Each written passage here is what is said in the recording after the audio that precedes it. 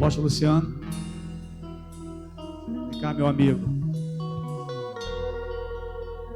Pastor Altamir está aqui. É um amor em pessoa esse homem. Fica de pé para a igreja te conhecer, filho. Ultimamente se fala no zap, eu vou a Cabo Frio, já dormi na casa dele, toma um café naquele lugar bacana que você me levou. Vou voltar lá, Luciano. Amém? Aplauda ao Senhor pela vida do apóstolo. Isso. Amém. Glória, obrigado. Esse homem tem sido uma referência de pessoa, tá, irmão? Na sua simplicidade. Então, ano passado ele esteve ministrando aqui e realmente foi feita uma aliança, Luciano. Te amo, meu irmão.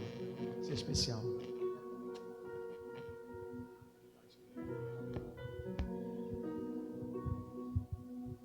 Boa noite. Vocês estão bem? Estão vivos? Mais ou menos, né? Eu tenho certeza que depois do Jackson sobra pouca coisa, né? Eu estou muito feliz de poder participar da construção de uma história. Há muito tempo eu deixei de me ver como um pregador. E na verdade, eu nem gosto muito desse termo, porque parece que você está apenas oferecendo um serviço que pode ser consumido pelos clientes. Eu tenho pensado em estar aonde eu estou para ser um cooperador. E, para mim, cooperar com aquilo que Deus está fazendo aqui é o que há de mais importante. Nós não vamos falar sobre coisas novas, nós vamos sempre estar falando das mesmas coisas. Porque eu creio que nós estamos dentro de uma grande construção que não tem a ver com a construção desse prédio, que não tem a ver com a forma como o prédio está, e se em nome de Jesus ele aumentar, não vai ter nada a ver com o prédio, mas vai ter a ver com o tipo de pessoa que está sendo formada por meio desse prédio, por meio desse ministério. E cooperar com isso, para mim, é fabuloso. Para mim, eu não precisava nem pregar hoje, né, depois de ouvir o Daniel aqui ministrando, que eu amo, depois de ver... Era só para ver se você estava ligado. Depois de ver esse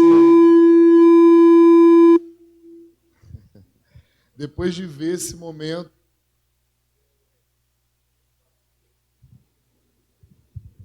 depois de ver esse momento em família, que eu acho que tudo o que está acontecendo aqui é porque tem uma base sólida.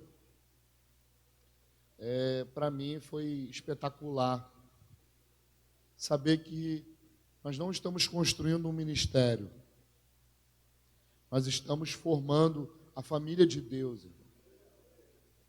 É a família de Deus que está sendo construída.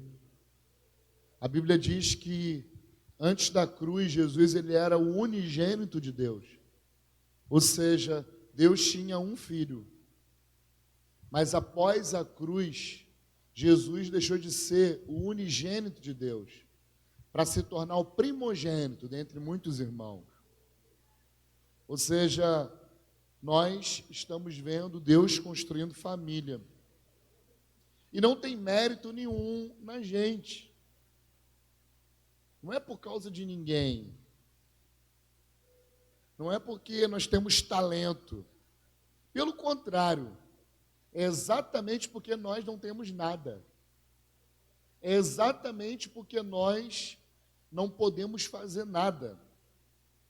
é exatamente porque nós somos fracos. Porque todo tesouro de Deus, ele está dentro de vasos que são de barro. Enquanto o vaso for de barro, Deus sempre vai estar construindo algo novo. Deus sempre trabalha na nossa fraqueza. E isso deve ser um grande ensino do Evangelho. Nós não podemos nada. Tudo que está sendo feito para a glória de Deus. É Ele em nós. É por causa da nossa fraqueza. É por causa da nossa falta de talento. Porque aí a glória de Deus aparece. Porque quando nós olhamos para isso aqui, nós dizemos assim, como foi que isso aconteceu? E aí a resposta vem, é porque não fomos nós. Porque se fôssemos a gente, nós saberíamos como que foi feito. Porém, quando é Ele, nós nos esquecemos de como foi feito. Porque foi Ele. Porque o importante é que esteja na memória dEle. Ele fez quando nós não podíamos fazer. E essa é a história da salvação. Ele nos tirou do império das trevas. Ele nos salvou enquanto nós ainda éramos pecadores. Deus nos amou primeiro. Antes mesmo que eu e você pudéssemos dar uma resposta, Ele nos amou primeiro. Então, apesar de não ter participação humana, de ser um milagre de Deus, Deus ele gosta de usar humanos. Porque Deus poderia mandar um anjo e fazer tudo aquilo que precisa ser feito. Mas a grande sacada de Deus é que Deus pega gente para fazer aquilo que poderia ser feito por anjos. Deus usa homens e mulheres que não são, para que façam as coisas que somente Deus pode fazer. Porque se você olhar para tudo que foi feito nesses 10 anos, você diz, uau, como que pode ter acontecido isso? Deus. Então nós temos 10 anos. Os próximos 10 anos, nós temos para agradecer a Ele por tudo aquilo que Ele fez nos últimos 10 anos. Amém? Então, de 10 em 10 anos, querido, eu vejo uma leitura profética na Igreja do Brasil. Do ano de 2000 até 2010, Deus movimentou muitas coisas interessantes no Brasil. Nós tivemos um grande mover da igreja celular, tivemos um grande mover na área da adoração, nós tivemos um grande romper. Só que no final de 2010, cambiou, mudou. Deus começou a fazer uma coisa nova. Mas o interessante é que Deus ele só faz uma coisa nova a partir do momento que Ele, nos últimos anos, Ele prepara pessoas para viver aquilo que é novo. Porque para Deus não é interessante Ele abrir algo novo, simplesmente por abrir algo novo e esperar que alguém entre naquilo que é novo. Não. Deus, todas as vezes que Ele abre algo novo, é porque Ele preparou pessoas, nos últimos anos, habilitou pessoas para viver aquilo que é novo, amém? Então, o que eu quero dizer com isso? Deus de 10 em 10 anos faz algo no Brasil, e eu quero puxar essa palavra de que Deus em 10 em 10 anos faz algo para o Brasil, especificamente para vocês aqui. Está fechando um ciclo de 10 anos nessa igreja. Então, você vai ver a partir de agora muita coisa acontecendo. Você já percebeu o quanto a igreja, que se você está aqui há muito tempo, o quanto essa igreja mudou. Porém, eu creio que os próximos 10 anos tem a ver com estabelecer a mudança. Porque eu creio que muitos estão ainda num período de transição. O que é a transição? Eu não estou mais aonde eu estava. Eu não tenho mais a segurança daquilo que eu sabia fazer. Então eu saí desse lugar, pronto. Porém, eu não cheguei no lugar que eu deveria estar. Isso pode fazer da transição um dilema. Porque, de repente, todos os seus talentos, tudo que você sabia, tudo que você já viveu, não está cabendo naquilo que talvez a igreja esteja vivendo hoje. Mas sabe qual é a coisa boa? Que você não está mais no lugar onde você estava. Você foi deslocado para um lugar desconhecido, para um lugar que você está totalmente necessitado de orientação de Deus. Um lugar aonde é como aquela palavra que Jesus chama Pedro para andar sobre as águas. Um lugar que exige fé. Porque por muitas vezes, talvez palavras que sejam lançadas aqui não cabem dentro do seu intelecto. Talvez palavras que são lançadas aqui você ainda não compreende 100%. Por quê? Porque você está numa transição. E eu creio que os próximos 10 anos têm a ver com as pessoas que exatamente estão sendo preparadas nesse tempo. Do lugar que vocês saíram, e no meio desse lugar que ainda parece um pouco instável, não tem estabilidade. Talvez eu esteja louco, mas talvez esse seja o sentimento que o Espírito Santo está compactando comigo aqui agora. Talvez não seja isso com a maioria. Agora, Deus está abrindo algo novo. Porém, Ele está abrindo algo novo exatamente porque existem pessoas que decidiram sair do lugar onde estavam, para entrar nesse lugar desconhecido, para entrar nesse lugar onde parece que seus talentos não funcionam muito bem, para entrar nesse lugar onde parece que toda hora está mudando alguma coisa, para entrar nesse lugar que parece que você está pisando em um lugar instável. É exatamente esse tipo de pessoa que Deus está preparando para entrar num novo ciclo. Porque pode ser que Deus abra algo novo e algumas pessoas vivam esse algo novo, mas não todos. Porque se existe uma coisa que Deus faz, é não precisar de todo mundo para aquilo que Ele está fazendo. Se existe uma coisa que Deus faz, é não precisar de todo mundo para aquilo que Ele está fazendo. Vocês lembram de Gideão? Vocês lembram de Jesus, no meio da multidão, ele tinha 12. Porém, quando Deus faz isso, não é para que Ele possa corrigir aqueles que não estão compreendendo, aqueles que não entraram, não. Não é isso. É porque exatamente Deus não trabalha com todo mundo. Porém, esses que Ele trabalha é que abrem um caminho para que o povo possa passar. Então, minha palavra é para você que seja esse que não é todo mundo. Para você que sabe que Deus te chamou com algo específico. Para você que talvez esteja em crise. Para você que, de repente, seus talentos no passado funcionavam muito bem, mas agora parece que tem alguém que é menos talentoso que você e que está funcionando mais do que você.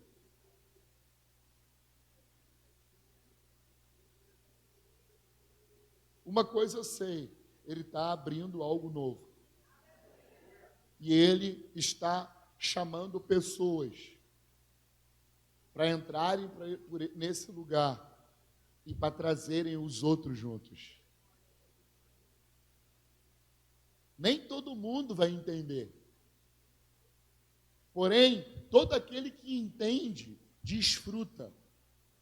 Mas tem muita gente que não vai entender e que vai viver simplesmente porque o outro vive. Porque Deus é bom, querido. Deus não faz acepção de pessoa. Porém, o desgaste maior são daqueles que estão sendo preparados para um novo tempo. Então, sabe por que está sendo trabalhoso? Sabe por que traz desgaste? Sabe por que às vezes parece que é porque Deus está preparando quem nós somos. Não tem a ver com aquilo que nós fazemos. tem a ver com o tipo de pessoa que eu posso ser. Então, não é importante o serviço, querido. É importante que por meio do serviço, Deus me transforme.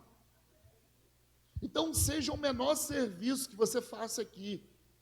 Não fique focado no serviço, mas pense no seguinte: Deus, por meio do serviço, quer me transformar. Deus, por meio daquilo que eu estou colocando no meu coração, Ele quer me transformar naquilo que Ele sonhou para mim. Então, seja a menor coisa que você pode estar fazendo hoje para o Senhor. Essa menor coisa que você está fazendo hoje para o Senhor pode te habilitar para lugares maiores. Existem 3 níveis de crescimento, eu chamo de escada de sucesso de Deus. Na Escritura, todos aqueles que se convertem se tornam ministros. Todo mundo. Todos que se convertem são ministros de Deus. A palavra ministro é servo. Ou seja, isso está intrínseco na nossa espiritualidade. Todos são servos. Todos são ministros de Deus, porque todos são sacerdotes de Deus. Não existe uma classe elitizada de ministros, não. Todos nós somos ministros. Repita comigo assim: eu sou ministro de Deus. Agora, Paulo, ele diz que, além de ministro, existiam os cooperadores. É um outro tipo de gente. São pessoas que saíram simplesmente do ministério, de ministrar ao Senhor, aos homens, ao mundo, e que agora se tornaram cooperadores daquilo que Deus está fazendo, especificamente em alguma região. Então, isso é um novo nível de servo, porque sempre vamos ser servos. Então, Deus chama os cooperadores. Paulo vai falar sobre os cooperadores do Evangelho. Se você procurar em Romanos, vai falar sobre os cooperadores. Se você procurar em Filipenses, Colossenses, muitas cartas, Paulo vai falar sobre os cooperadores. Esses cooperadores eram a equipe apostólica que Paulo estava gerenciando e através dessa equipe o Evangelho estava avançando em diversas regiões. Então eu creio que nesse novo tempo, porque fechou aqui um ciclo. 10 anos é fechamento de um ciclo. Deus está fechando um tempo que está abrindo outro. E nesse outro tempo que Ele está abrindo, Ele está habilitando, não apenas ministros, porque todos nós somos, mas Ele está habilitando cooperadores do Evangelho. Cooperadores. Porque são esses que fazem o mundo de Deus se mover, os cooperadores. E se formos aprovados enquanto cooperadores, existe um terceiro nível. E esse terceiro nível se chama, 1 Coríntios capítulo número 4, se chama administradores. Então, primeiro, eu me torno, por meio de Jesus, do sacrifício dele na cruz, servo, ministro de Deus, ministros da reconciliação. Depois, por meio do serviço, nós nos tornamos cooperadores daquilo que Deus está fazendo numa região. Depois, nós nos tornamos administradores dos mistérios de Deus, mordomos. Passamos a ter uma economia divina. Então, eu creio que a equipe apostólica dessa igreja passou por todas essas fases. Passou pela fase de serem ministros. Passou pela fase de cooperar com aquilo que Deus está fazendo em Macaé, junto com outros ministérios. Porém, está chegando o tempo de Deus dar uma economia para essa igreja. Deus está dando uma administração específica sobre aquilo que Ele tem para Macaé e Ele está escolhendo essa igreja.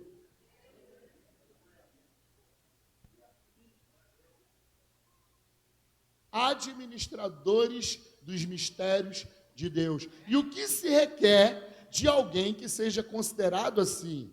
Que eles sejam encontrados fiéis. Eu quero liberar uma palavra sobre os próximos 10 anos. Deus está dando a vocês a oportunidade de serem um farol para a região norte, que vai apontar o caminho, que vai trazer revelação, iluminação. Deus está dando essa oportunidade. Porém, a responsabilidade, ela aumenta. O que se requer de alguém que recebe um encargo? Que esses sejam encontrados fiéis. Nesses próximos 10 anos, a gente falar, Deus vai provar sua fidelidade. Porque vocês, enquanto igreja, estão entrando em algo que talvez vocês não compreendam agora, nesse instante. Porque talvez ainda estejam no meio de uma transição, mas Deus escolheu vocês para serem administradores de uma porção de Deus para esse tempo, em Macaé, nessa geração, para que essa geração seja tocada pelo futuro de Deus. Ele está dando uma agenda específica para vocês. Não vou contar tudo, senão perde o mistério.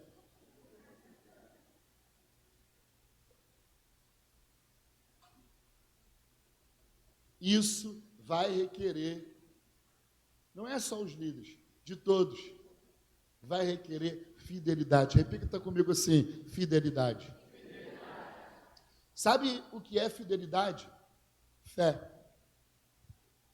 Fé e fidelidade são a mesma coisa. Sabe o que é fé? Obediência.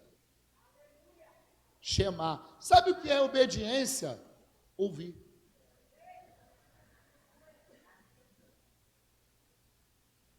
Porque a fé vem pelo e ouvir a palavra. Deus está fazendo algo novo. Ministros, cooperadores e administradores de mistérios de Deus. Deus está dando uma porção para essa igreja administrar. O que vem com isso? Primeiro, uma grande responsabilidade. O que vem com isso? Segundo, não podemos ser igual todo mundo é. Se chegar alguém aqui e disser assim, apóstolo Marcelo, apóstolo Viviane, vamos fazer isso porque está todo mundo fazendo. Não, Deus não me chamou para fazer igual todo mundo está fazendo.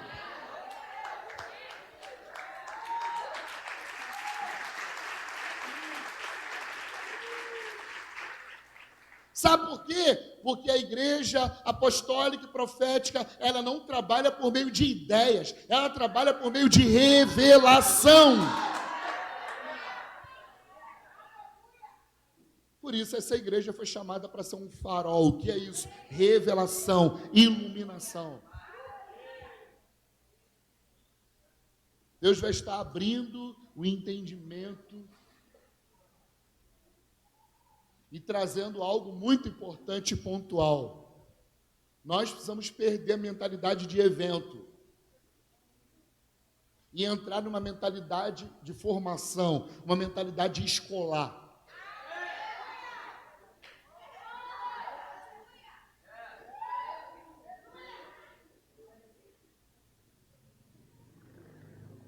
Ou seja, você não vem assistir um culto, querido. Você não veio participar de uma conferência. Todo dia que você sair da sua casa, você vai entrar nesse lugar para ser aperfeiçoado, para cumprir a obra do ministério. Nós não podemos entrar aqui e sair com a mesma medida. E sair do mesmo tamanho. A gente precisa entrar aqui e sair daqui maior.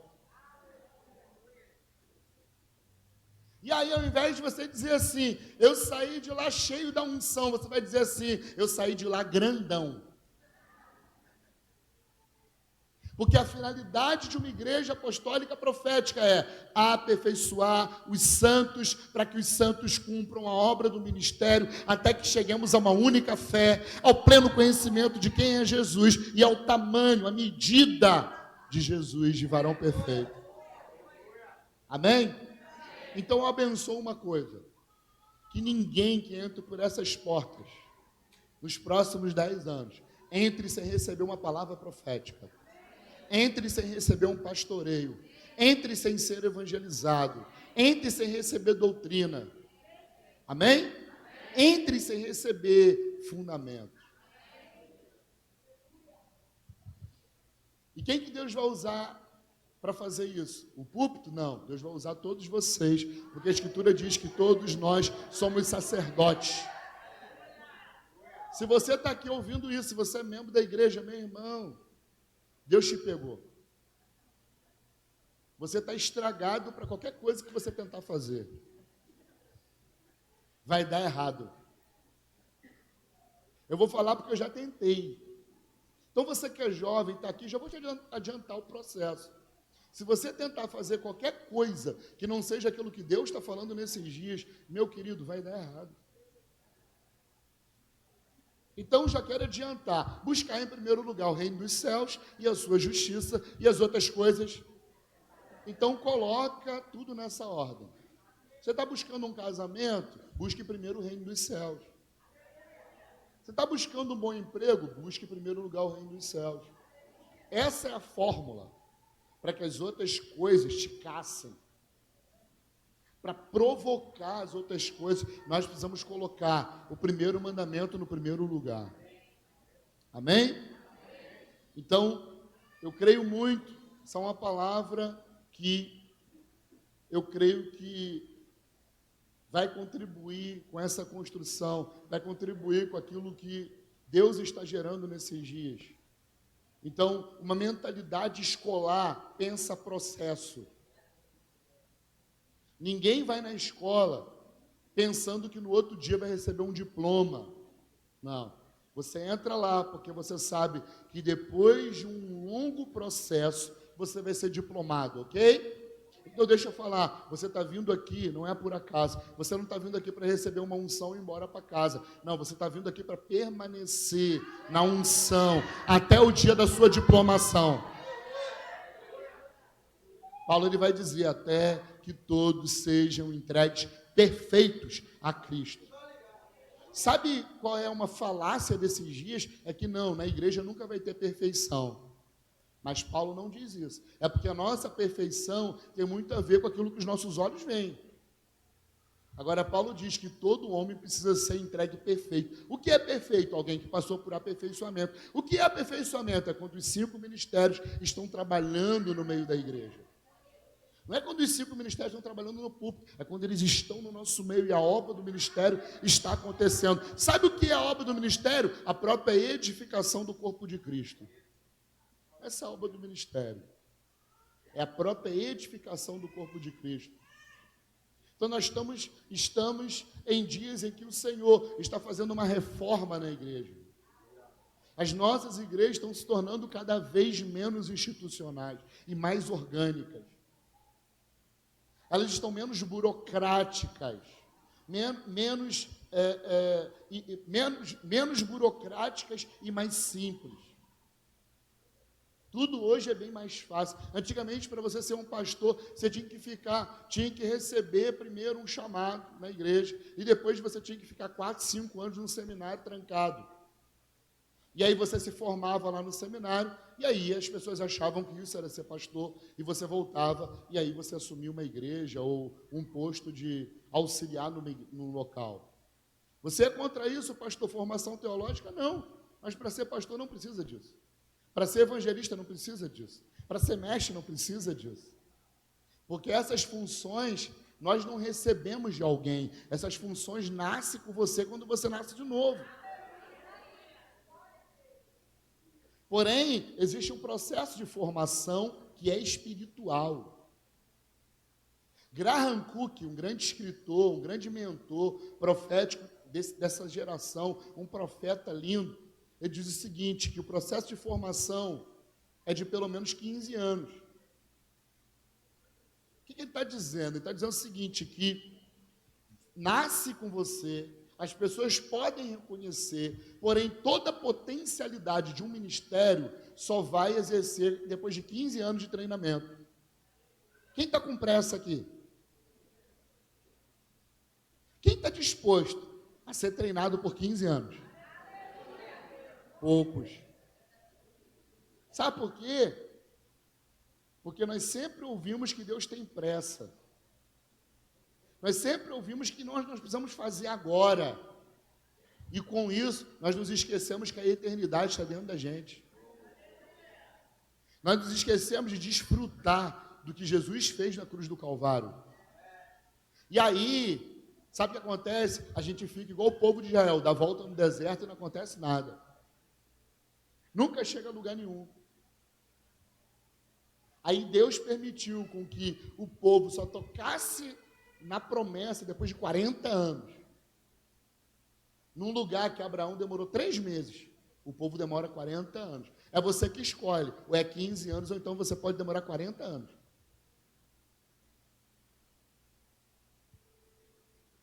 Mentalidade escolar. Quantos anos você passa até chegar a uma pós-graduação?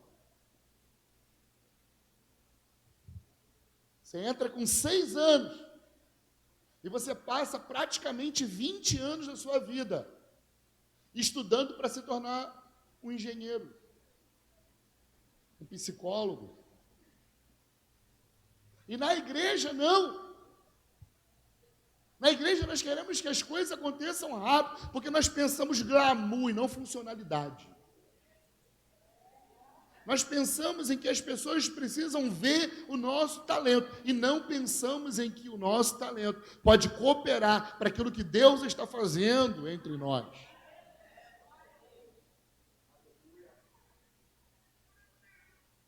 Então isso pode ser uma boa notícia e uma má notícia. Uma boa notícia para aqueles que não têm pressa e uma má notícia para os ansiosos. Agora, nada disso vai impedir aquilo que Deus está fazendo. Ah, pastor, então eu só posso exercer minha função daqui 15 anos. Não, querido. Deus é lindo. Porque enquanto você está se desenvolvendo, você está também funcionando. Porém, a plenitude do que você é pode demorar 15 anos. Davi, ele foi ungido na casa de Jessé, rei. Mas Davi se tornou rei depois de ter sido ungido? Não. Quantos anos demoraram? 15 anos. Até Davi, quando Davi foi ungido, perseguido por Saul, depois entrar na caverna de Adulão, ser proclamado rei por aqueles homens, e depois ser considerado rei por todo Israel, 15 anos.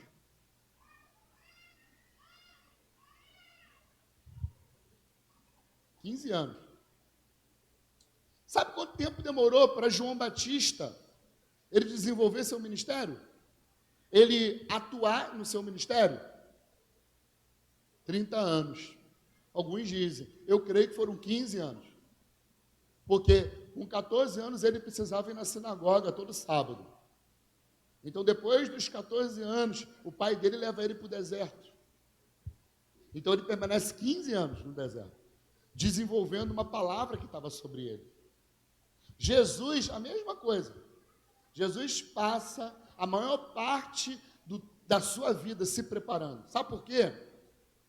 Porque o quanto você vai se preparar é que vai determinar a autoridade do seu ministério. Vai determinar o poder do seu ministério. É o quanto você vai se preparar. E eu não estou falando de ficar estudando. Porque a preparação espiritual vai muito além do estudo. É do quanto você está sendo submisso à missão de alguém. É o quanto você serve, porque maior é sempre aquele que serve. 15 anos. Eu não quero jogar um balde de água fria em vocês. Porque daqui a pouco o pessoal pensa, e agora? O que eu faço da minha vida? Não é isso. Mas é que Deus me deu uma palavra aqui. Quando eu vinha com o Jackson para cá, não foi para cá, para essa igreja. Essa palavra tem uma conotação para essa igreja, mas também fala de algo geracional. Então, como eu creio que vocês estão incluídos nessa geração, eu estou liberando essa palavra aqui. A de 10 anos não, é para vocês. Agora, eu creio que nós estamos debaixo do espírito de Elias. Malaquias 4, versículo de número 6, se eu não me engano, vai falar que nos últimos dias Deus iria enviar o espírito de Elias para converter o coração dos pais aos filhos e os filhos aos pais. Nós estamos nesse lugar. E sabe qual a palavra que eu tenho? Eu tenho uma palavra para os jovens e eu tenho uma palavra para os pais. Daquilo que Deus está fazendo nessa geração, sabe por quê? Porque eu nunca vi na história, pelo menos na minha história recente de cristão, igrejas que estão conseguindo unir jovens e pais no mesmo lugar, vivendo a mesma coisa.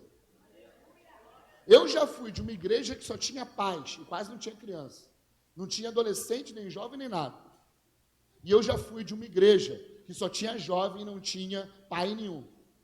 Eu já participei dos dois movimentos. Chega lá, eu era o cara mais novo da igreja quando eu ia. E eu já fui o mais velho também da igreja que eu fui pastor também. Hoje, o que está acontecendo? Os pais e os filhos estão trabalhando no mesmo propósito. O que é isso? O espírito de Elias está sobre essa geração. Oração dos pais, convertido aos corações dos filhos aos pais, para que ele não fira a terra com maldição. E aí, a primeira palavra que eu tenho é para os jovens. Porque o jovem ele tem a capacidade de absorver mentalidade. Facilmente, o jovem é capaz de abrir mão daquilo que pensa por algo novo. É muito fácil. Então, o jovem ele é capaz de absorver uma mentalidade espiritual muito rápido. Porém, por que talvez, mesmo com tanta compreensão, mesmo com tanto entendimento, ele não consegue viver aquilo que ele compreendeu? Porque falta experiência da vida. O contrário acontece com pessoas mais antigas. Elas possuem a experiência da vida, porém, ainda existem muitos sofismas, muitas coisas que elas têm dificuldade de abrir mão, exatamente por causa das experiências. Então, a palavra que eu tenho para os jovens é a palavra que está em 2 Coríntios, em 2 Reis, capítulo número 4.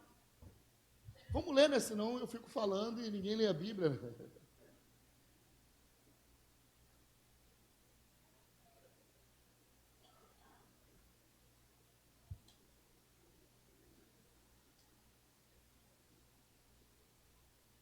Eu não sei nem se dá tempo de eu falar tudo que eu tenho que falar hoje.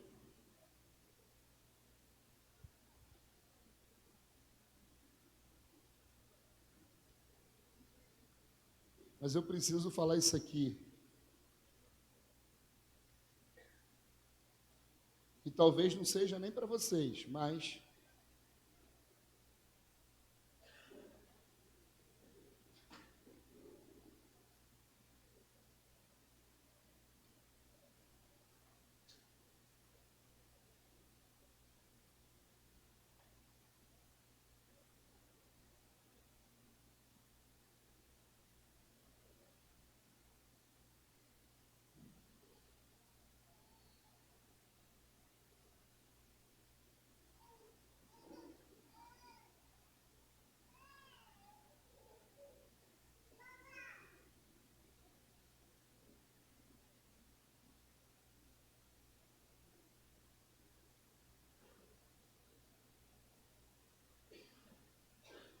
Segunda Reis 4, versículo número 38.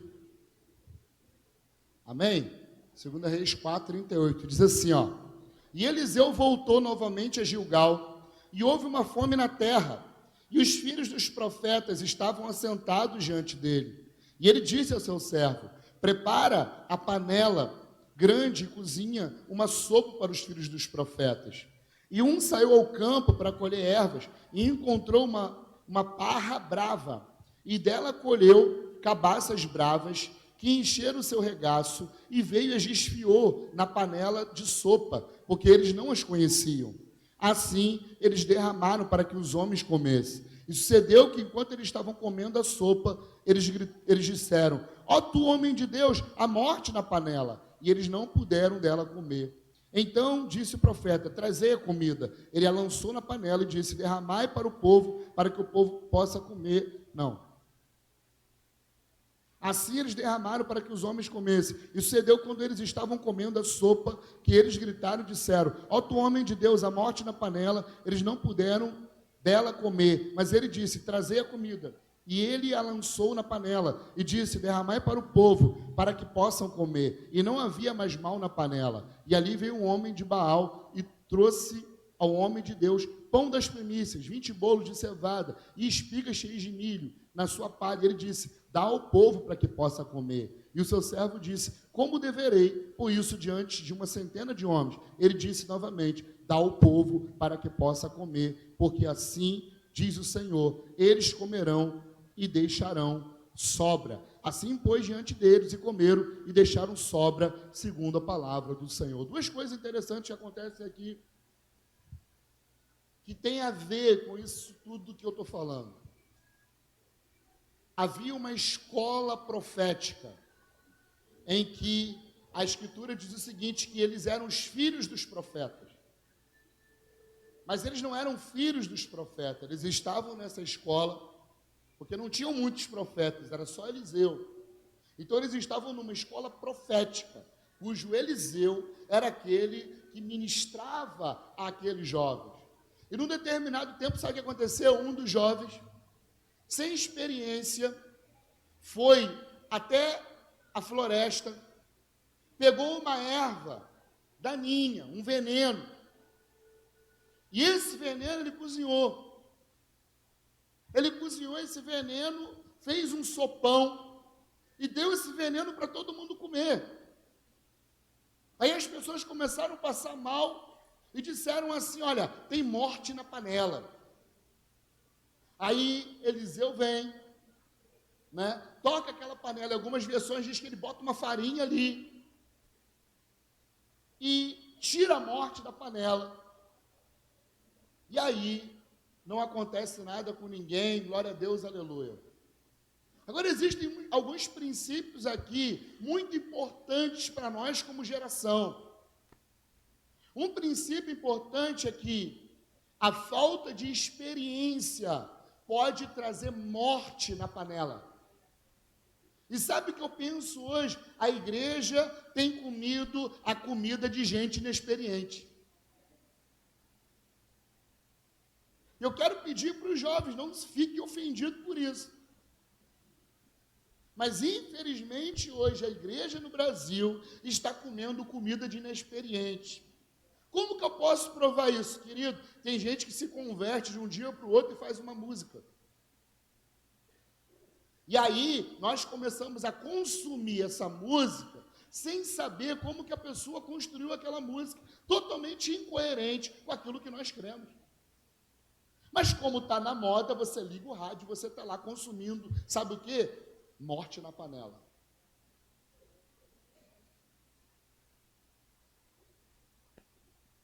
Entra na moda alguém que tem uma palavra que chama atenção, aí todo mundo começa a ver e diz: uau, esse cara é top e tal, não sei o quê. Mas nós não sabemos, na verdade, o que aquela pessoa está trazendo. Às vezes está trazendo morte na panela. Popularidade, querido, no Instagram, no Facebook, não quer dizer nada. É só você ser bonitinho e tirar umas fotos legais, que você fica popular. Popularidade não quer dizer a aprovação de Deus. Então esse jovem, ele vai lá inexperiente, e ele cozinha um veneno, e dá para o povo comer, e o povo já estava lá comendo. Só que uma outra coisa interessante que acontece aqui é que Eliseu permite com que isso aconteça. Ou seja, Deus não nos chamou para tolir o ministério dos mais novos, de maneira nenhuma. Agora, existe uma coisa que precisa acontecer que se chama supervisão. Repita comigo assim: supervisão. Ou seja, Deus vai levantar com certeza uma geração de jovens de 15 anos, 16, 17, 18, 19, 20, para poder revolucionar o mundo. Porém, Ele só vai fazer isso quando esses homens estiverem debaixo de uma supervisão apostólica e profética. Eliseu não disse para ele que não era para ir. Eliseu permitiu com que ele errasse. Sabe o que é isso? Tem que ter farinha na panela.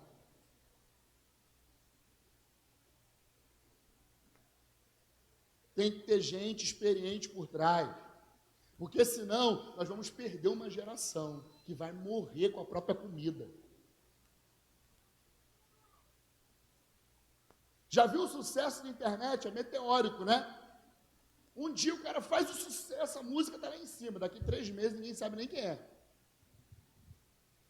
Essa é a popularidade. Por quê? Porque às vezes as pessoas morrem com a sua própria comida. Porque não tem supervisão. E isso tem a ver com o espírito apostólico e profético. Porque essa galera está onde? Eles estão numa escola. Eles estão num lugar de desenvolvimento. E a palavra discípulo do profeta aqui é bem no hebraico. A palavra bem é filho. Eliseu não estava ali dando lição de moral para eles por meio da Torá. Eliseu não estava ali ensinando todo dia somente o que estava escrito. Eliseu estava ali convivendo com eles e transferindo uma vida, transferindo uma genética espiritual que tinha a ver com aquilo que Deus havia depositado em Elias.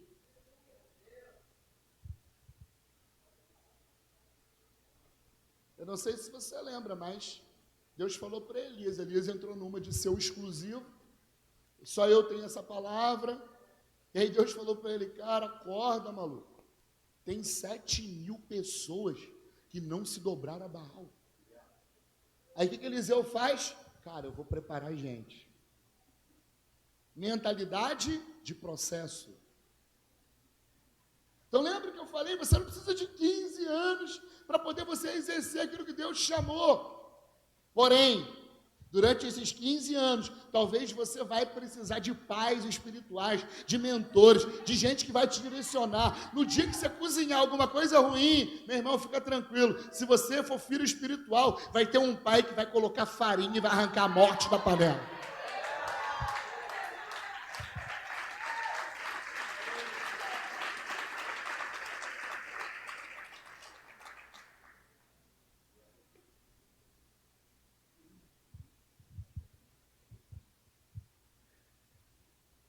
Então, precisamos compreender que estamos dentro da agenda de Deus. E para Deus um dia como 1000 anos. 1000 anos como um dia. Deus pode tirar você daqui agora, né? E mudar a sua vida em 10 minutos. Mas Ele pode também fazer você entrar num processo de 40 anos. E Deus é mau por causa disso? Não. Por que essas coisas acontecem? A Escritura vai dizer, por que é que Israel ficou 40 anos no deserto? Por causa da dureza dos seus corações.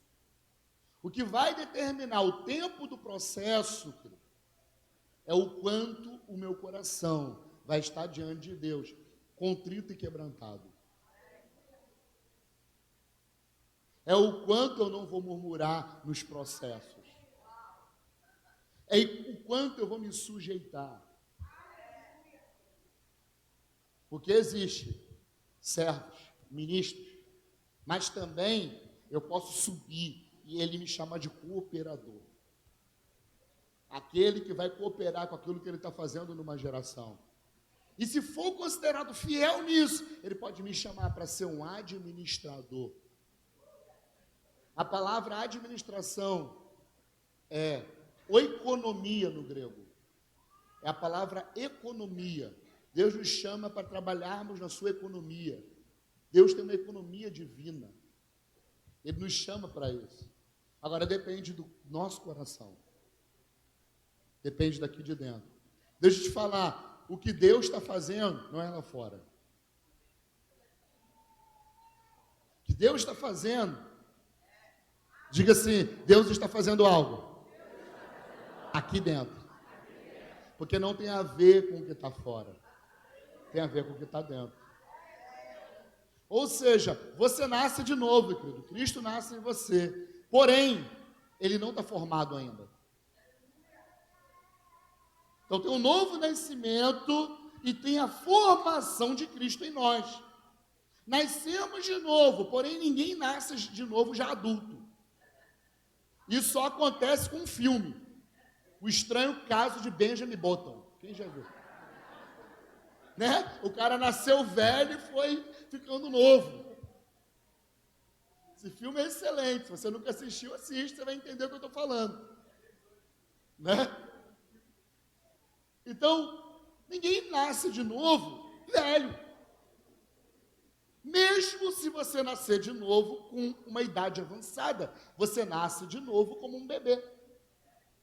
E aí, para que serve a igreja, querido? Primeiro, para te dar leite espiritual, para criar dente e estrutura.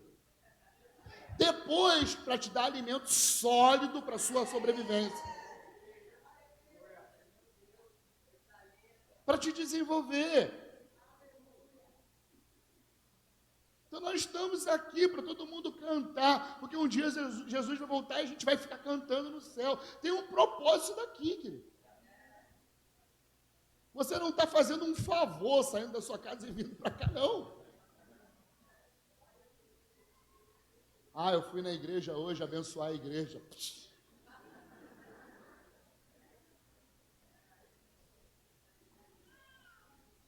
Você veio para cá porque Deus te viu e preparou um plano para a sua vida.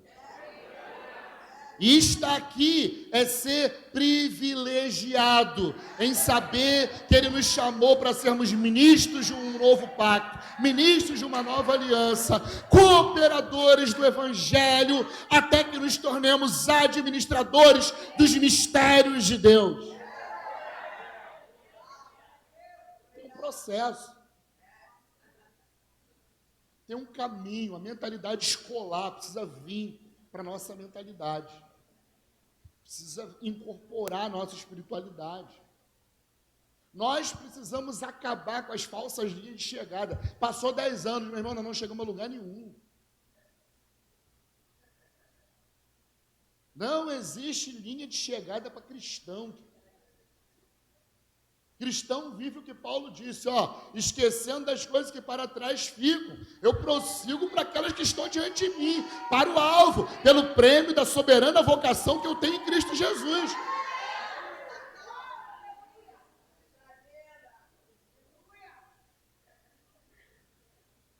Então, para o jovem, mentalidade de processo. Porque o jovem ele vai compreender os mistérios que nós falamos. Se eu for falar aqui sobre os mistérios de Deus, a maioria dos jovens vão pegar assim, rápido.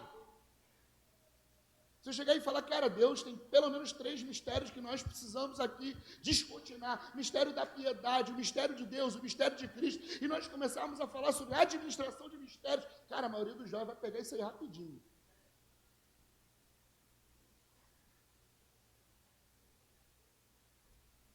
Ou seja, nós pegamos rápido, só que tem um processo. Agora, o processo não depende de quantos anos vão passar, mas do quanto nós nos submetemos ao processo.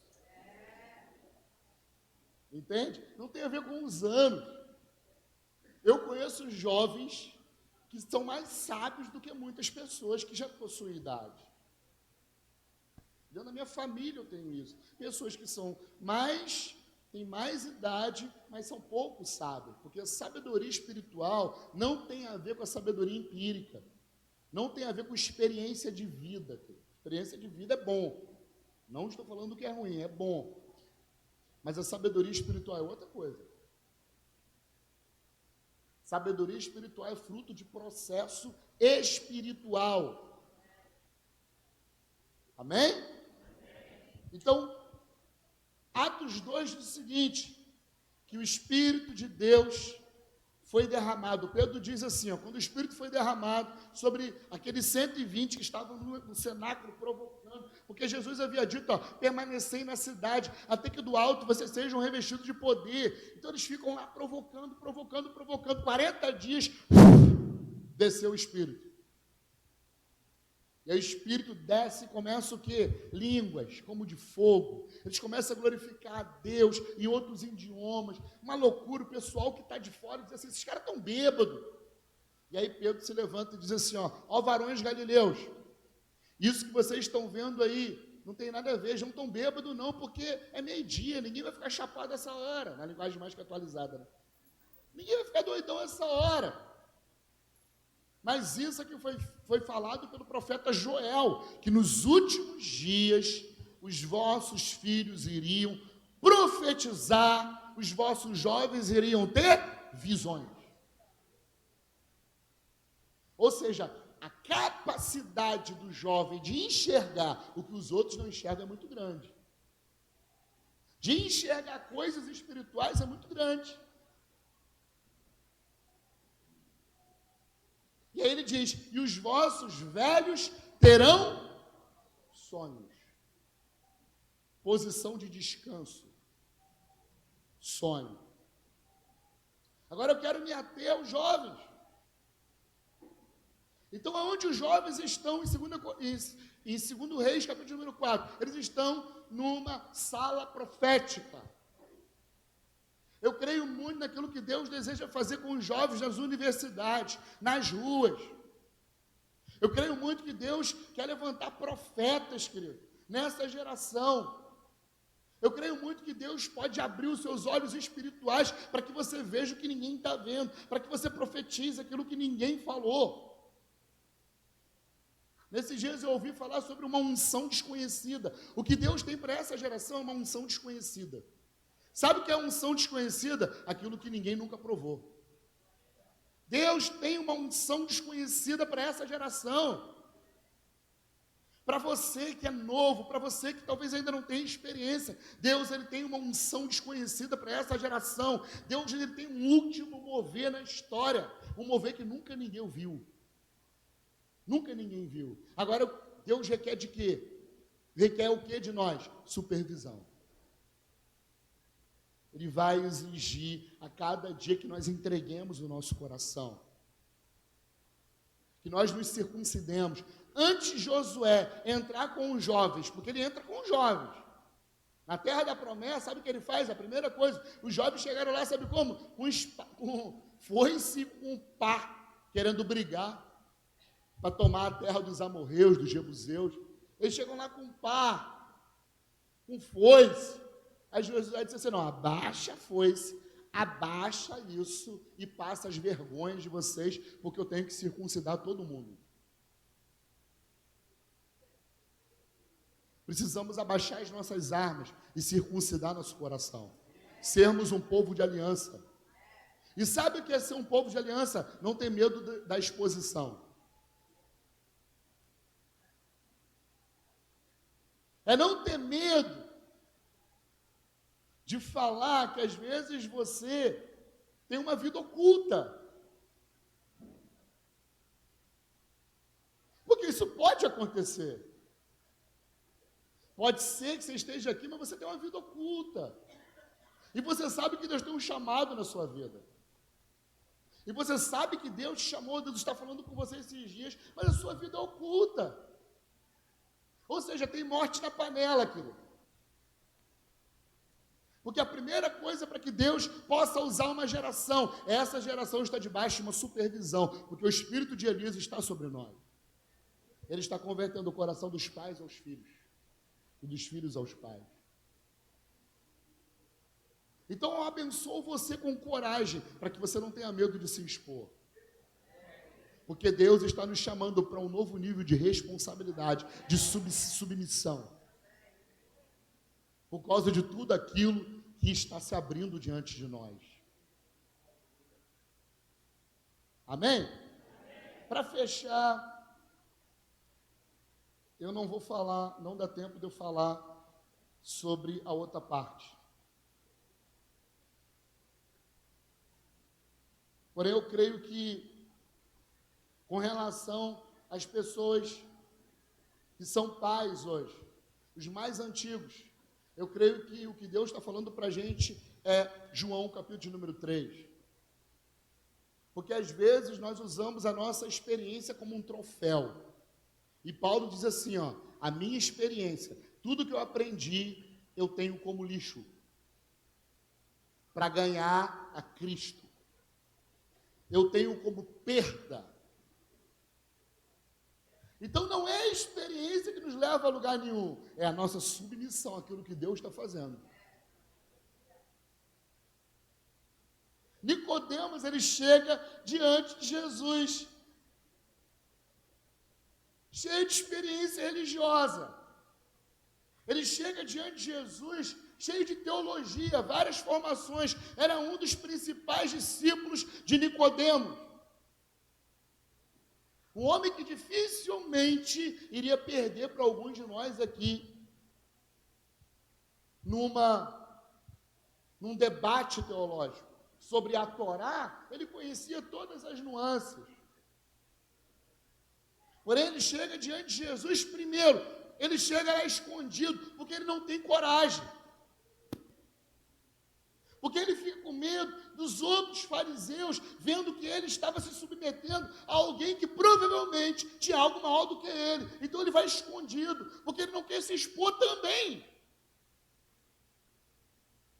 Não tem quando você fala alguma coisa que o Espírito Santo te revelou, aí você fala, a pessoa, Deus está falando isso comigo também, e às vezes não falou nada para ela.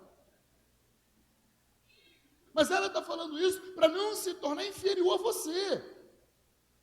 Para dizer assim, impossível, esse garoto ter ouvido isso e eu não ouvi. É o que acontece com Nicodemos, ele chega diante de Jesus escondido.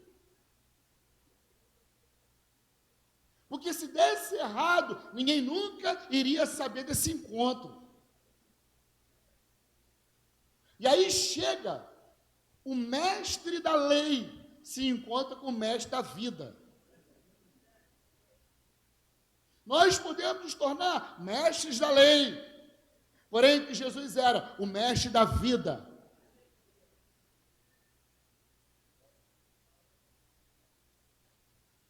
E ele faz a grande pergunta: o que fazer para entrar no reino de Deus? Sabe por quê? Porque a religião, querido, a teologia, qualquer outra ciência não pode te dar certeza de que você está salvo e que vai entrar um dia na Nova Jerusalém. Sabe por quê? Porque essa convicção só vem por meio da fé. Porque a Escritura vai dizer em Hebreus 11, pela fé nós entendemos que Deus gera universos. Não é por quanto eu leio a Bíblia, é pela fé. Então ele chega lá e ele demonstra que os anos que ele passou estudando aos pés de Gamaliel não serviram para dar respostas a ele com relação ao reino de Deus. E aí Jesus corta ele, diz assim, cara, necessário é nascer de novo. E sabe o que acontece com a mente de Nicodemos? Ele começa a pensar sobre o que Jesus falou e buga. Não tem quando o celular trava? Então ele trava.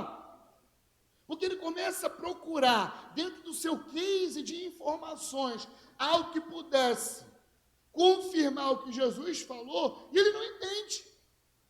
Por quê? Porque somente os espirituais compreendem gente espiritual. Porque as coisas espirituais se discernem espiritualmente, não é por meio da intelectualidade.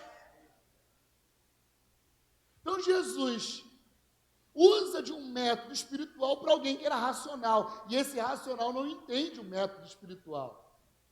Mas Jesus dá uma chance para ele. Sabe o que Jesus fala? Jesus fala assim, ó, necessário é nascer do alto. Em algumas versões diz, necessário é nascer da água e do Espírito. Jesus dá uma chance para ele.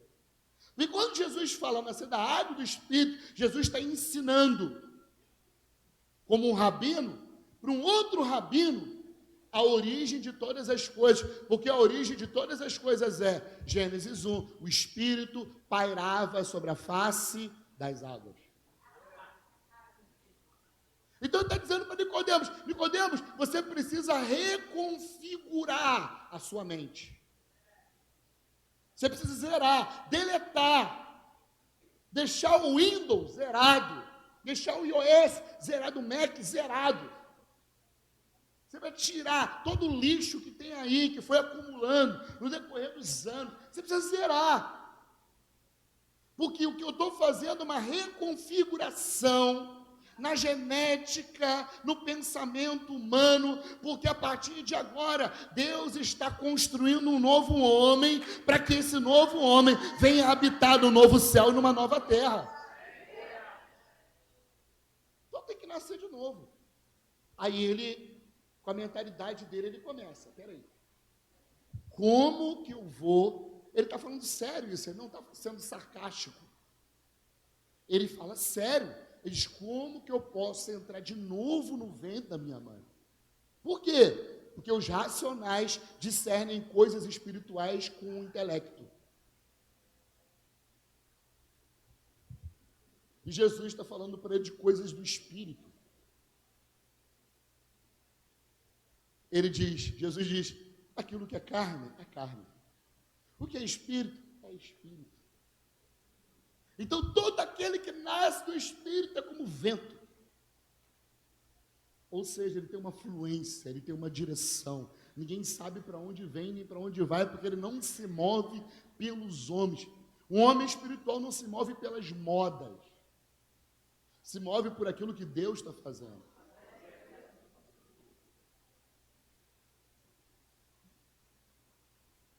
Então, a experiência pode gerar sofisma.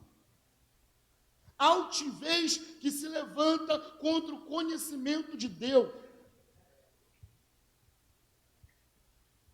E aí, Paulo vai dizer, nós, rogo-vos, pois, irmãos, pelas compaixões de Deus, que apresenteis o vosso corpo como sacrifício vivo, santo e agradável, porque esse é o vosso culto racional, inteligente. Olha o que Paulo está dizendo, sabe qual é a verdadeira inteligência? É você saber que agora o sacrifício não é algo, é você. É você saber que, como sacrifício, você veio aqui para perder, não para ganhar. Você veio aqui para perder. Não interessa quem você já ouviu, querido. Não interessa aquilo que você já viu. Não interessa o que você viveu. O que interessa é daqui em diante. O quanto você vai estar disponível para aquilo que Deus deseja fazer. Deus deseja te esticar mais. Deus deseja te ampliar mais. Te ampliar mais. Deus deseja fazer de você, querido, algo maior. Estou até aqui, legal. Tudo que nos trouxe até aqui, beleza. Porém, agora Deus está redefinindo a nossa história. Deus está redefinindo a nossa história, nos colocando num outro ambiente. E todo novo ambiente vai exigir de nós uma nova postura. Se você sair do Brasil, se você for morar em qualquer outro país, você vai ter que rever seus conceitos. Você vai ter que mudar sua mente. Eu e o pastor Altamir fomos para o Chile. E os primeiros dias foram terríveis. Porque a gente não fala nada de espanhol, a não ser no hablas espanhol. Era o que eu mais falava assim, era no hablas espanhol. E chega uma hora que você trava. Chegou numa hora que eu estava tão irritado, que eu estava doido para poder pegar o avião e vir embora para casa. Sabe por quê? Lá não tem feijão, arroz e bife. Eu passei uma semana lá comendo hambúrguer. O hambúrguer é igual no mundo inteiro. Agora não tinha. Quase não tem restaurante nas ruas, self-service, não existe. E aí quem vai passando o tempo lá, tem que configurar a sua maneira de pensar, deixar de pensar igual brasileiro. Ou você compra a sua comida que é cara, ou você se adequa à cultura local. Assim é a mentalidade do espírito. Ou nós permanecemos com a mentalidade humana, ou nós configuramos a nossa mente, a mente de Deus. Porque está disponível para nós. Agora isso, deixa eu te falar, é sacrifício. Você vai perder. Vai perder. E o evangelho, querido, é assim, ó, aquele que não estiver disposto a perder a sua vida por amor dessa causa, não vai achá-la. Porém, aquele que perder vai encontrar uma outra vida, uma vida mais ampla, uma vida maior, uma vida ilimitada, com pensamentos ilimitados. Aquilo que o olho não viu, o ouvido não ouviu, é o que está preparado para aqueles que o amam. E essas coisas Deus nos revelou pelo Espírito, porque o Espírito penetra até as profundezas de Deus. Quem conhece o homem senão o Espírito que está no homem? Quem conhece Deus senão o Espírito de Deus? Mas nós temos a mente de Cristo. Está disponível. Então, às vezes, os padrões daquilo que nós já sabemos nos impedem de conhecer aquilo que Deus quer que nós conheçamos num tempo. Porque em cada geração, Deus ele libera uma porção daquilo que precisa ser entendido para a obra se mover. Alguns anos atrás, pintar a igreja de preto, meu Deus. Eu lembro o quanto eu fui chamado de Satanás, porque eu pintei a igreja de preto.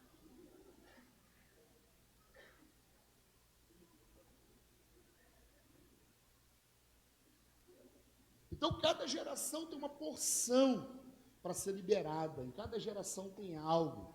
E deixa eu te falar, Deus ele tem algo para vocês. Amém? Glória a Deus. Vamos ficar de pé em nome de Jesus.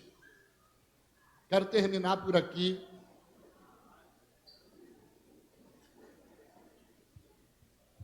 Senão vai exceder aquilo que Deus nos mandou dizer. Mas eu espero que alguns desses princípios façam sentido para você.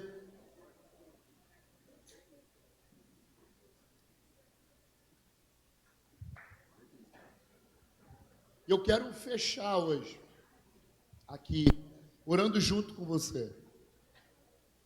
Primeiro eu quero orar por você que acha que essa palavra foi para você, acha que eu faço parte, ou dessa geração, que precisa de supervisão, que precisa abrir o coração, porque Deus tem algo para mim, eu sou a geração profética, eu sei que o Espírito de Elias está me impulsionando a andar em lugares mais altos. Eu quero te convidar a estar aqui. Se você também é da geração dos pais, e você entende que você precisa de uma reconfiguração na forma de você entender as coisas, eu quero te convidar também, quero orar junto. Eu creio que Deus tem algo novo, Deus está abrindo um novo ciclo, e você não é qualquer um, por isso você está aqui.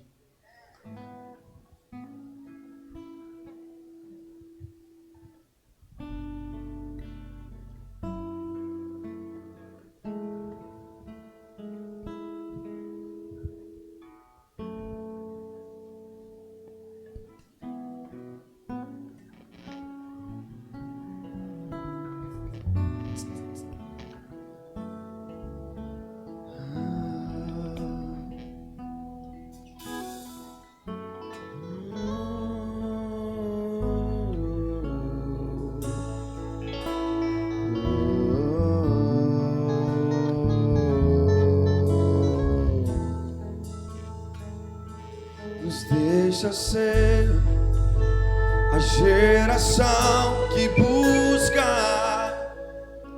a sua glória mais que a própria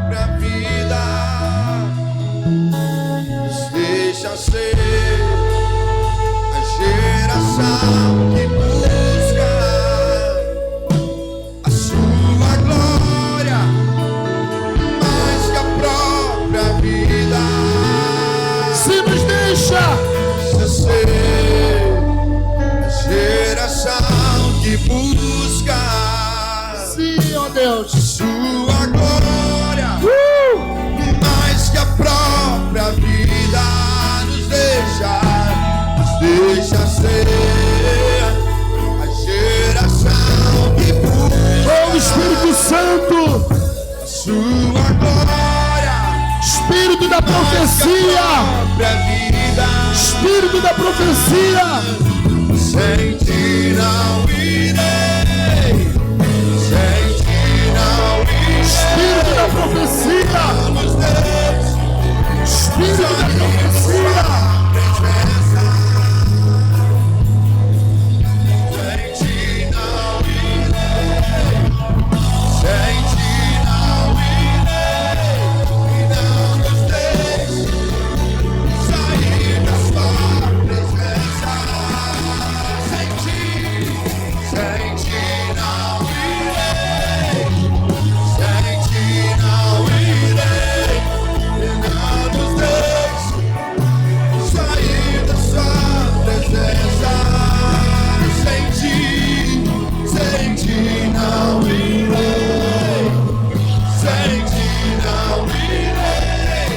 E não nos deixe sair da sua presença. Eu creio que nenhum nome é à toa. Se esse ministério possui um ministério restauração profética, tem um sentido.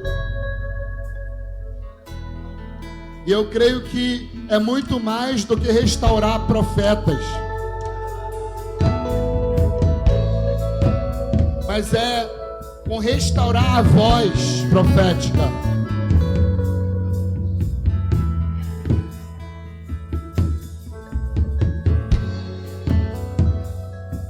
A Escritura diz que o anjo profetiza para João que ele seria a voz do que clama no deserto.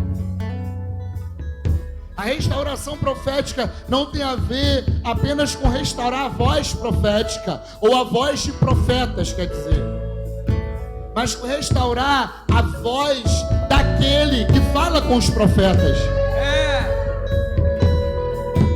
Ou seja, em nome de Jesus, que todo mundo que entrar por essas portas vão ouvir a voz do que fala com os profetas. A voz do que fala com os profetas vai estar nesse lugar, querido. Você vai voltar a ouvir a voz de Deus em nome de Jesus. Tem gente aqui que tem muito tempo que não ouve a voz de Deus. Deixa eu te falar, os seus ouvidos vão ser abertos, os seus olhos vão ser abertos. E você vai começar a ouvir a Deus de novo. A mesma voz que falou com você no início é a voz que você vai voltar a ouvir. Pai, eu abençoo, Senhor, os jovens desse lugar. Eu te peço, Senhor, que eles estejam submissos ao espírito de Elias, submissos aos apóstolos e profetas, submissos aos pais dessa geração, para que tudo aquilo que o Senhor deseja fazer com eles não seja abortado. Eu abençoo, Senhor, os pais dessa geração. Muda a mente. Muda a mente. Nós arrancamos hoje todo o véu. Nós arrancamos hoje tudo que te impede de ver, tudo que te impede de compreender. E nós liberamos, Senhor, o seu Espírito nesse lugar. Espírito, faz aquilo que o homem não pode fazer. Faz aquilo que o homem não pode fazer.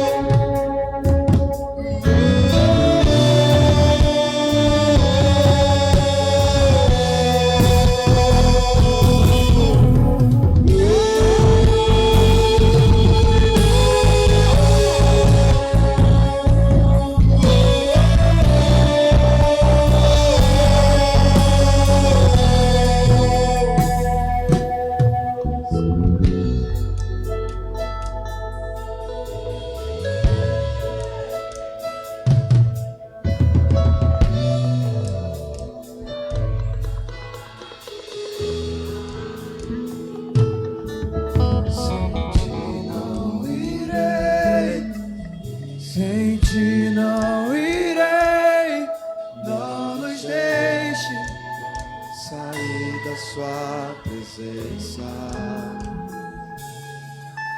Sem ti não irei, sem ti não irei.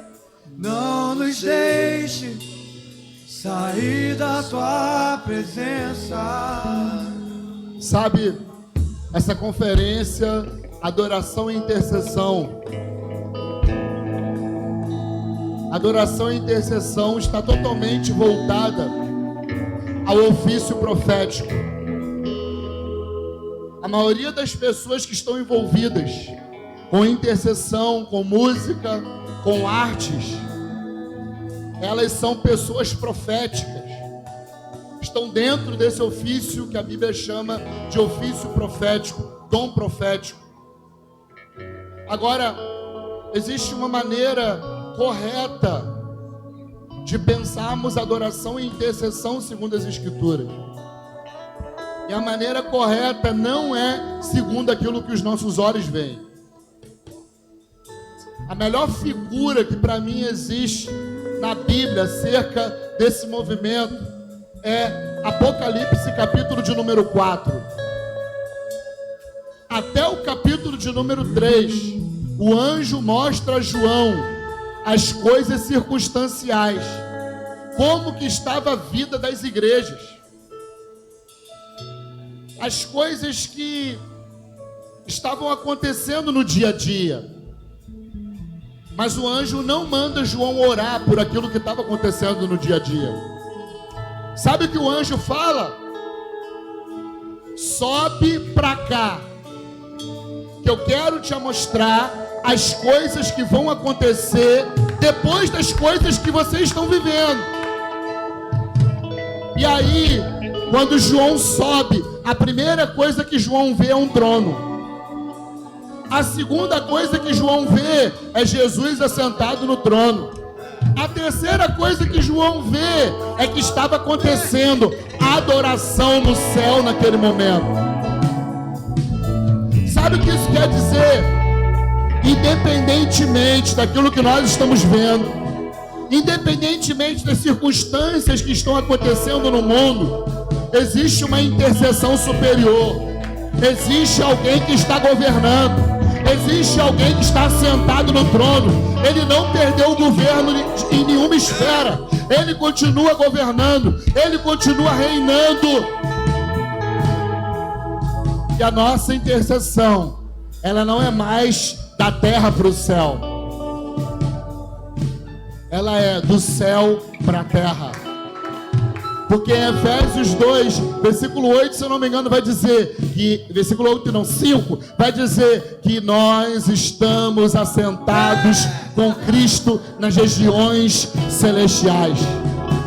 Deixa eu te falar, o céu não está mais fechado. Porque quando ele morreu, sabe o que aconteceu? Ele ressuscitou e os céus se abriram. E aí ele pegou você e nos fez subir e nos assentou em lugares celestiais. Porque ele está governando e eu e você estamos com ele. Então agora sabe qual é a nossa forma de interceder? Senhor, nós estamos contigo assentados nas regiões celestiais. E nós profetizamos que a terra vai se abrir. Nós profetizamos que Macaé vai se abrir. Nós profetizamos. A nossa adoração agora não é daqui para o alto, mas é junto com Ele. Senhor, queremos cantar a batida do seu coração. Queremos estar sintonizados com aquilo que você deseja ouvir. Nós não estamos cantando fora dele, nós estamos cantando junto com ele. Nós estamos trazendo a voz, nós estamos trazendo aquilo que os céus desejam liberar sobre a terra, meu irmão. Uou! Aleluia!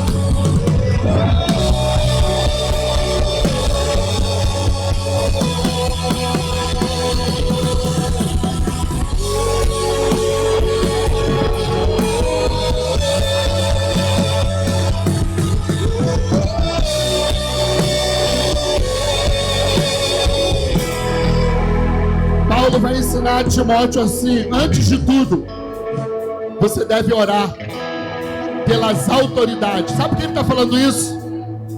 Porque Jesus recebeu toda a autoridade no céu e na terra. Só pode orar por uma autoridade alguém que tem mais autoridade do que aquela autoridade.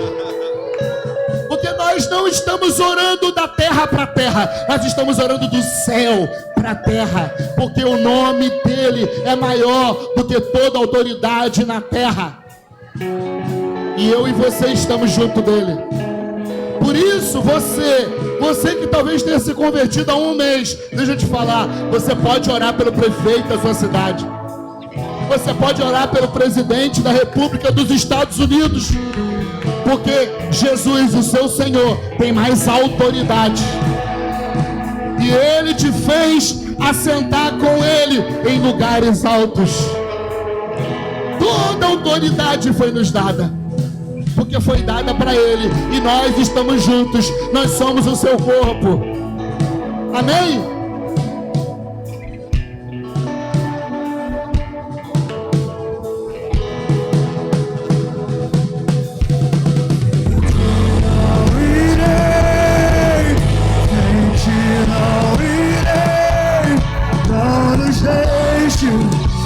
Sair da tua presença, sem ti não irei, sem ti não irei, não nos deixe sair da tua presença.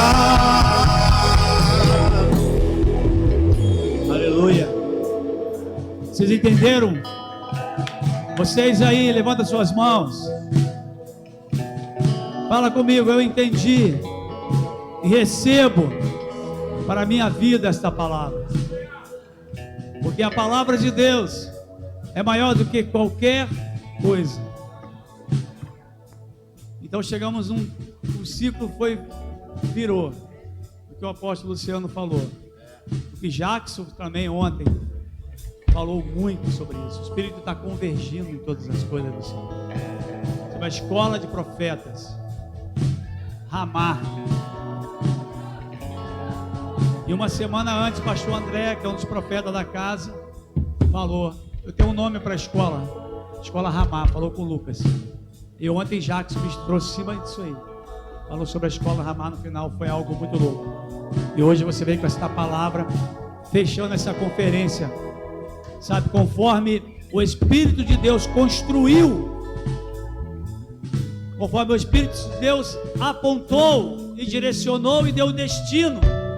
Então nós somos uma casa profética e apostólica.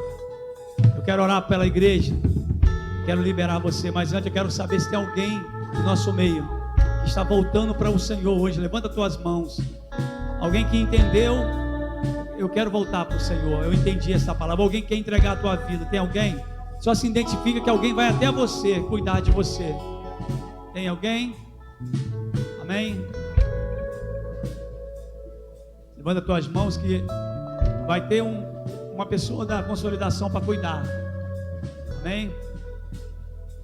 Se não, vamos orar. Senhor, nesta noite nós entendemos o que Tu queres conosco.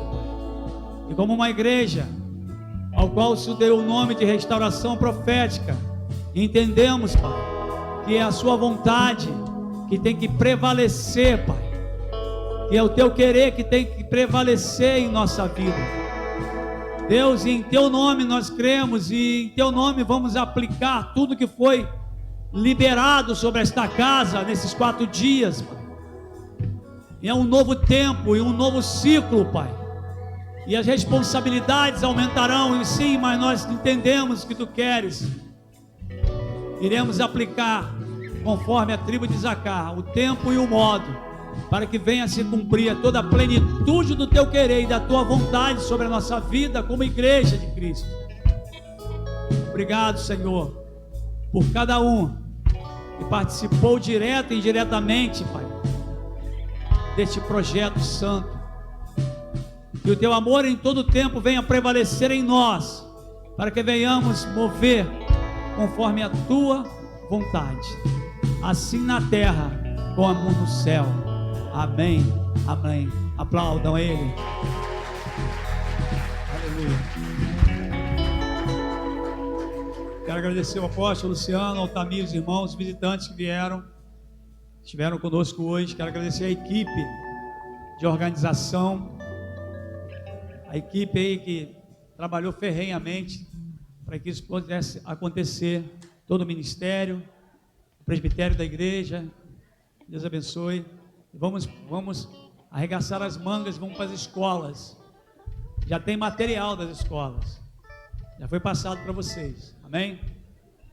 Levanta suas mãos. Obrigado, Senhor, por esse tempo tão precioso. Agora leve debaixo das tuas mãos poderosas, conduz nossos lares e nos dê uma semana ungida e abençoada, em nome de Jesus. Amém? Vai na paz, Deus te abençoe. Cumprimente teu irmão, siga em paz.